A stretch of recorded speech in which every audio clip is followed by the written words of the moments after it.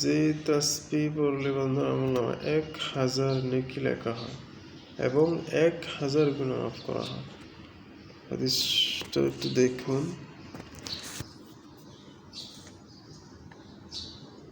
হাদিসে সাদ ইবনে আবু ওয়াক্কাস থেকে বর্ণিত, প্রিয় নবী সাল্লাল্লাহু আলাইহি ওয়াসাল্লাম একদা তার সাথে উপবিষ্ট সাহাবীকে বললেন, তোমাদের কেউ কি 1000 নেকি অর্জন করতে অক্ষম?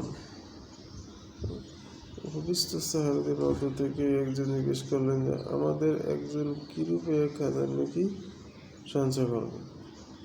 হুজুর বললেন, তোমাদের কেউ 100 বার তাসবিহ সুবহানাল্লাহ বললে আমলনামায় 1000 নেকি লেখা হয়, 1000 গুনাহ মাফ হয়।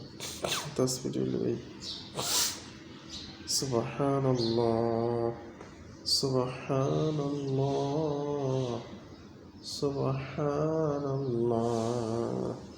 আল্লাহ পুত পবিত্র।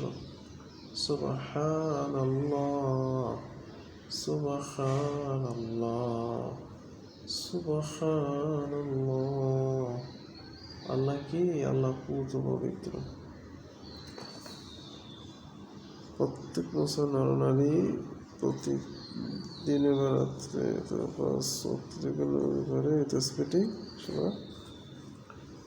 এতবার পাঠ করার জন্য বলা হলো।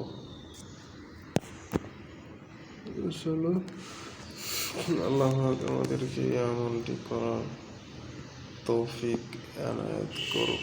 আমিন সুম্মা আমিন। আসসালামু আলাইকুম ওয়া রাহমাতুল্লাহি ওয়া বারাকাতুহু। যারা নতুন আছেন চ্যানেলটি সাবস্ক্রাইব করে পাশে থাকবেন, বেশি বেশি করে শেয়ার করে দিবেন।